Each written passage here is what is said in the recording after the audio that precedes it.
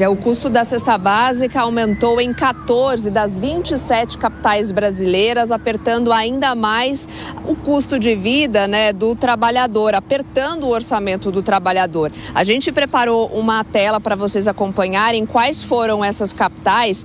As três que registraram as maiores altas foram Recife, com 4,44% de alta, João Pessoa, que teve 2,55% de alta, e Natal, com 2,28% de alta. Já Goiânia, Florianópolis e Porto Alegre tiveram uma leve redução. Agora, São Paulo manteve-se como a cidade com a cesta mais cara, um total aí de R$ 860,53, seguida pelo Rio de Janeiro e também Florianópolis. Os menores custos foram Aracaju, uma cesta básica custando em média R$ 580,45. Depois Recife, que teve uma cesta básica custando R$ 625,33, e também Salvador, R$ 628,80. O trabalhador remunerado pelo salário mínimo comprometeu em média 51,46% da renda líquida com essa cesta,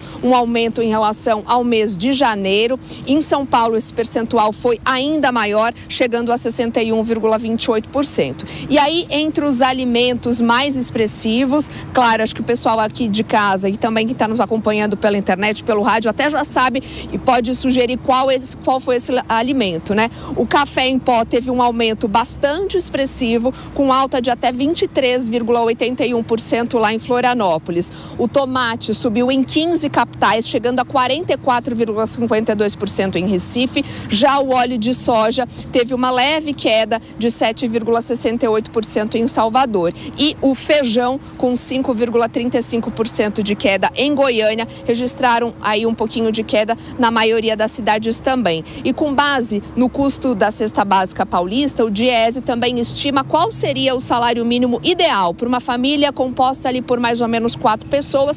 Deveria ser de R$ 7.229,32, ou seja, um valor que chega a quase 5 vezes superior ao piso nacional vigente, que é de R$ 1.518. Não à toa, Deise Ciocari, o governo federal muito preocupado com a alta no preço dos alimentos, e quando a gente fala em cesta básica, não há como fugir. Rico, pobre, classe média.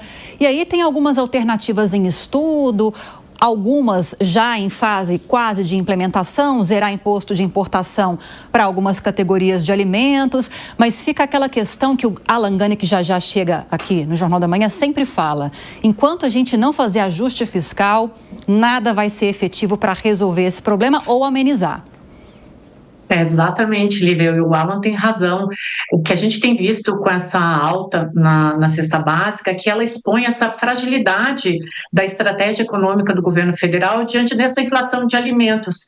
O problema ele vai muito além dessas oscilações pontuais nos preços, E como o Gani fala mesmo, revela essa ausência de uma política agrícola mais estruturada, essa dependência do Brasil de fatores externos e o impacto de uma condução fiscal que não inspira confiança no mercado. Então, as medidas anunciadas, elas indicam que o governo enxerga a inflação alimentar mais como um problema pontual, causado por choques externos, que a gente ouve muito o governo falar sobre isso, ou por falhas momentâneas na oferta. E esse diagnóstico, Lívia, ele é simplista e insuficiente.